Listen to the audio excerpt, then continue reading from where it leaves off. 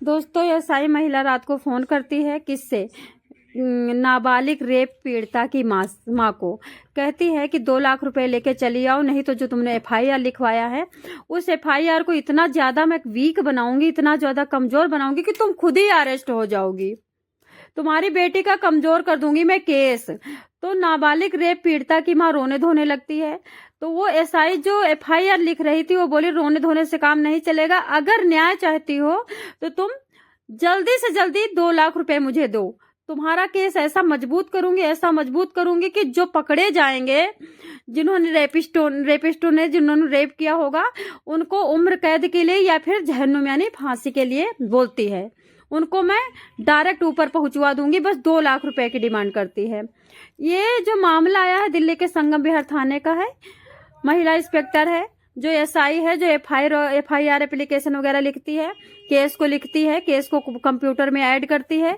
ये उसकी बातें बता रही है। मतलब दिल्ली में पुलिस इतना भ्रष्ट हो चुका है कि सरकार चाहेगी ना तब भी नहीं पकड़ पाएगी। यार, हर कोई भ्रष्ट है। नाबालिग पीड़िता की मां से पैसा मांगा जा रहा है। दोस्तों, इस तरह से कॉल करती है, वो नाबालिग पीड़िता जाती है, उससे 15,000 रुपए लेती है, 2 लाख के लिए आगे से डिमांड करती है। लेकिन साथ में क्या होता है, नाबालिग रेप पीड़िता की माँ रोते हुए और रिश्वत को दे करके निकल रही थी। तो दिल्ली पुलिस की विजिलेंस यूनिट ने मतलब उनसे पूछा कि माताजी क्या हो रहा है, क्यों दुखी हो, क्या हो गया?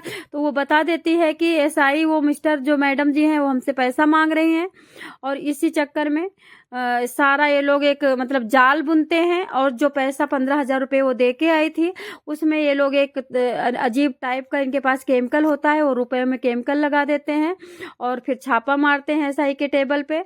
वहां से 15,000 रुपए मिल जाता है।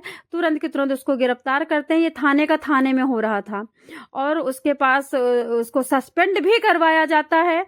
इसका मतलब, इन सब चीजों को बताने का मतलब ये है कि आप लोग ये समझिए कि आप कहीं भी सेफ नहीं हो। डॉक्टर आपको खा रहा है, वकील आपको तोड़ मरोड़ रहा है, पैसे चूस रहा है। इसी तरह से पुलिस भी पैसे खुबैठ रही है। अगर आपके साथ कोई केस हो गया है, आपका एक्सीडेंट हो गया है या आपके साथ कोई शोषण हुआ है, तो फिर आप समझ लो कि उन लोगों की लॉटरी निकल जाती है। सतर्क रहे, सचेत रहे। इस तरह के भ्रष्ट ऑफिसरों को पैसे ना दे। आपको न्याय पैसे देने के बाद भी नहीं मिलेगा, ये ध्यान रखिए। जैसे लोग क्या कह रहे हैं, पहले गलत काम करते हैं फिर बंदे को मार देते हैं, तो क्या बच जाते हैं? मारते क्यों है? बचने के लिए। क्या बच पाता है? कोई भी नहीं बच पाएगा। और अगर नहीं मारेगा ना तो बच जाएगा, या जान लो ज्यादा ज्यादा सजा होगी 7 साल की। मारने के बाद तो पूरी जिंदगी की सजा हो जाती है, कईयों में फांसी भी हो जाती है।